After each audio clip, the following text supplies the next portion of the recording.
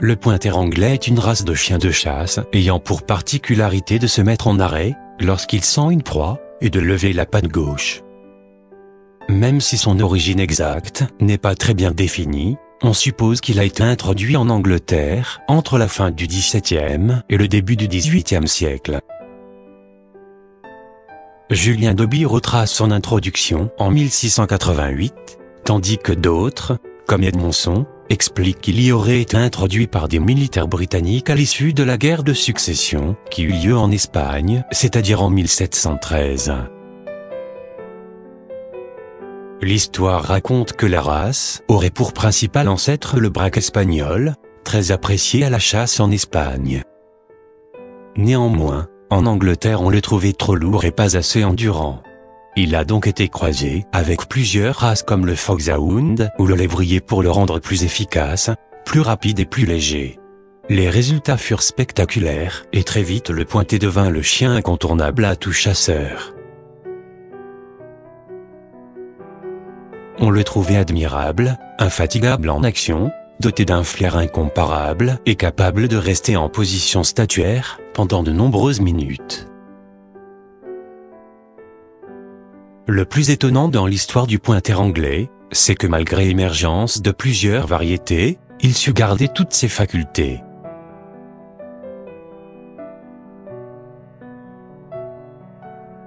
Ainsi à partir de 1850, on commence à voir apparaître des pointers de couleur blanc et orange, ou blanc et marron, ou blanc et noir, ou encore noir et feu, et même des tricolores. Couleurs qui sont encore aujourd'hui répertoriées et autorisées dans le standard de la race.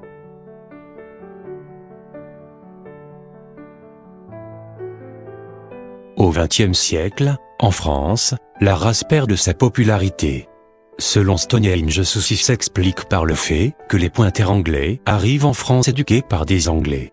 Ce qui aurait pour conséquence une modification des intonations et accents dans les ordres donnés, et donc un chien qui n'obéit pas aussi bien que ce qu'on l'aurait voulu.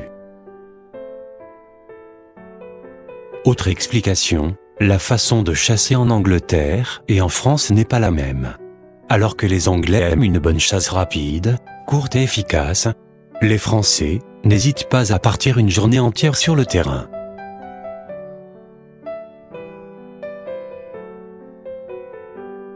Avec l'arrivée de la guerre, la race frôle littéralement la disparition et ne survit que grâce à des éleveurs qui ont tenu bon et qui l'ont relancée une fois la guerre finie.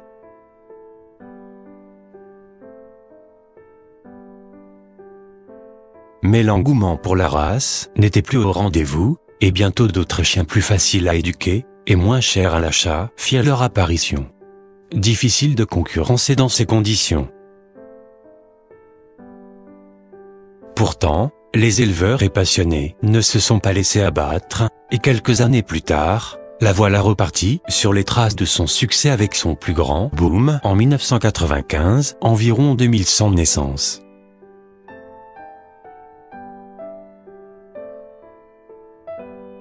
Aujourd'hui, le pointer anglais est encore très utilisé par les chasseurs qui savent apprécier toutes ses qualités. Il ne jouit pas d'une grande popularité, mais demande en moyenne environ 1500 naissances par an, ce qui la classe en 5e position sur 30 dans son groupe de chiens de chasse. On remarque toutefois une certaine décadence dans son évolution, qui pourrait s'expliquer par le fait que les Français recherchent un chien capable d'être un bon chien de chasse et un bon chien de compagnie, facile à entretenir et à éduquer. Le problème, c'est que le pointer anglais demande beaucoup d'énergie et de patience.